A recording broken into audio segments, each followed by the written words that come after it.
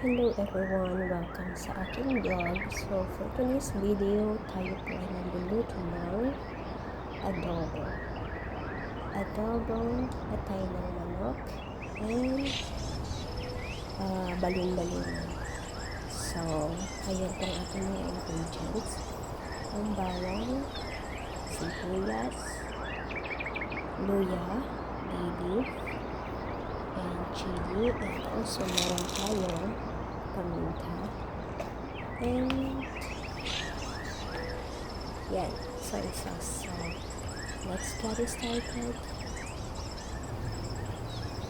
Maglagay lang tayo ng kaunting oil sa pan, and then lagay natin ang bawang at sibuyas together.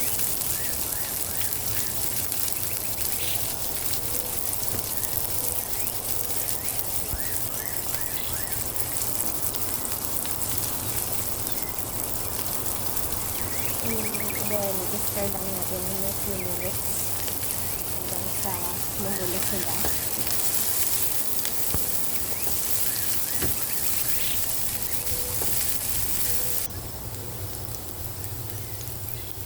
When it's ready, then put the garlic, minced garlic, and then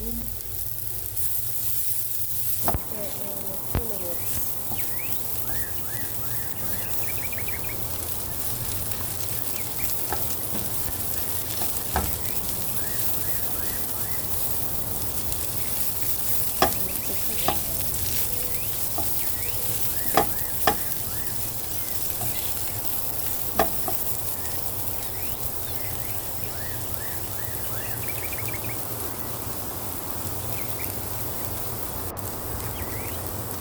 Yan. Kapag ready na ang kulay, pwede natin ilagay ang balon-balon. And then, i-stir lang natin for a few minutes.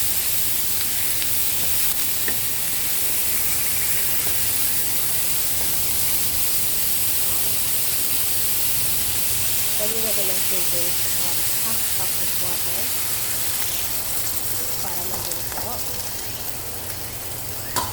And then, pwede na rin natin ilagay ang bay leaves. 1 teaspoon of peppercorn and konting asin for taste. I-stir lang natin. Then cover.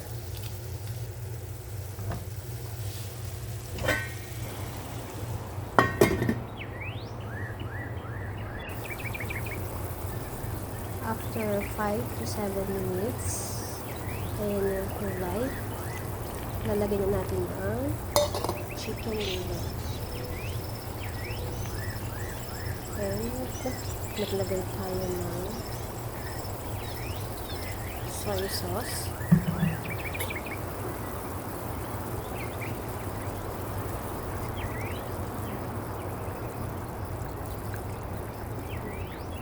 Five tablespoon lang po nilagay ko para magkulay lang siya.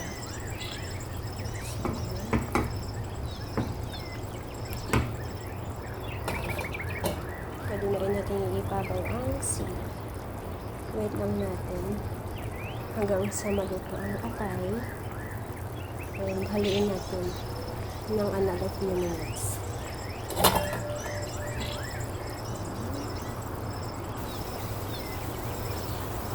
After few minutes, ayan ang itsura niya. Luto na rin ang atay. Maglagay tayo ng suka. Ayan. So, mag-wait pa tayo ng another few minutes. Takpan lang natin siya ulit. Sorry. Ayan guys. So, okay na ang timpla niya. Mag-squeeze lang ako ng kaunting lemon. Wala lang, trip ko lang para magbigay ng konting aroma. So, that's it for today's video guys. Thank you for watching. Bye!